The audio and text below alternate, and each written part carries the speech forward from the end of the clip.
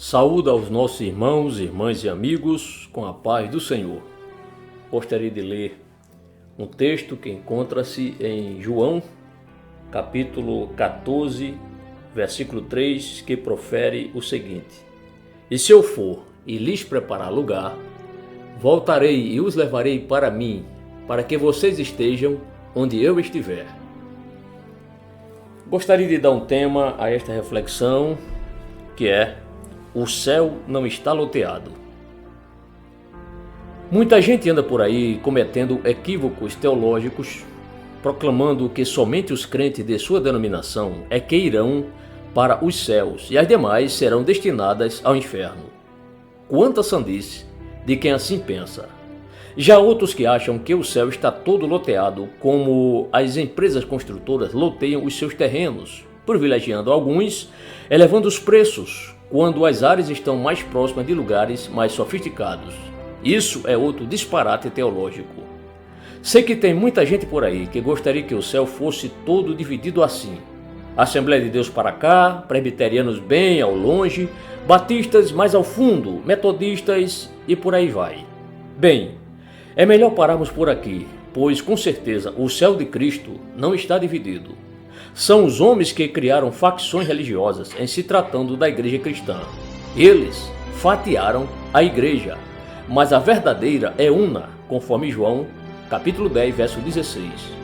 Quando falam na igreja que vai para o céu, por favor, esqueça as suas paredes, as fachadas da denominação, a cor da tinta do templo, o nome dela.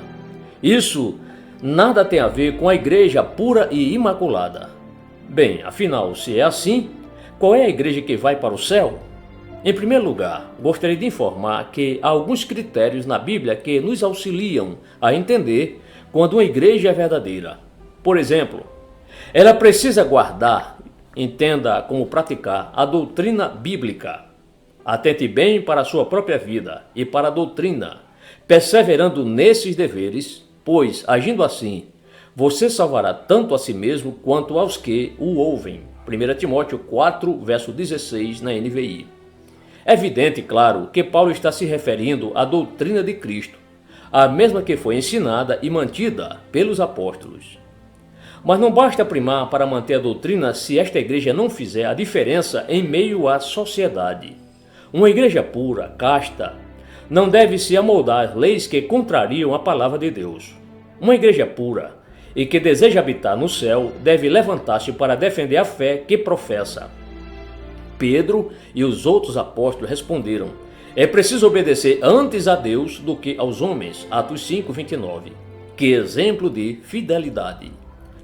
A igreja de Cristo não deve ficar amordaçada, esperando apenas Deus agir em seu favor, enquanto a tarefa é dela em se manter como o sal da terra e a luz do mundo, conforme Mateus 5, versos 13 e 14. Se algo precisar ser protestado, que protestemos. Se forem criadas leis que tentam anular aquilo que está patente na Bíblia, jamais poderemos nos omitir de ficarmos contra. Em segundo lugar, uma igreja que almeja ir para o céu deve procurar manter uma vida santa neste mundo tão corrompido. Mas agora que vocês foram libertados do pecado e se tornaram escravos de Deus, o fruto que colhem leva à santidade e o seu fim é a vida eterna. Romanos 6, 22, NVI. Lógico que essa santidade é progressiva, gradativa, crescente. A cada dia que passamos nesta vida, a gente aprende mais e mais o que realmente agrada ao Senhor, como também o que lhe aborrece. Viver de forma a agradar ao Senhor é viver na busca pela santidade. Vivemos em santidade quando praticamos a doutrina. Contudo, somos seres humanos e, como tal, a nossa natureza carnal às vezes nos leva a querer passar por cima da doutrina, de acordo com Tiago 4, verso 1. E quando isso acontece, a santidade é desprezada. Que o Senhor tenha misericórdia de nós. Em terceiro lugar, uma igreja que anela habitar com Cristo no céu deve primar pelo amor entre os irmãos. Deve entender e ensinar que todos estão sujeitos a fracassos, deslizes, escorregos. Todavia, deve ensinar também que o amor é algo essencial para a verdadeira convivência entre os irmãos. Sobretudo, amem-se sinceramente uns aos outros, porque o amor perdoa muitíssimos pecados. 1 Pedro 4, verso 8. Irmãos e irmãs, amigos, o amor é algo tão basilar numa igreja, assim como o oxigênio é para nós. Se deixarmos de respirar, morreremos. Se tirarmos o amor entre os irmãos, a igreja morre. Lamentavelmente, muitos andam por aí ensinando e pregando sobre o amor, mas, na prática, os seus frutos não evidenciam o que pregam. Lembre-se que Jesus mandou que amemos uns aos outros. O meu mandamento é este: amem-se uns aos outros como eu os amei. João 15, verso 12.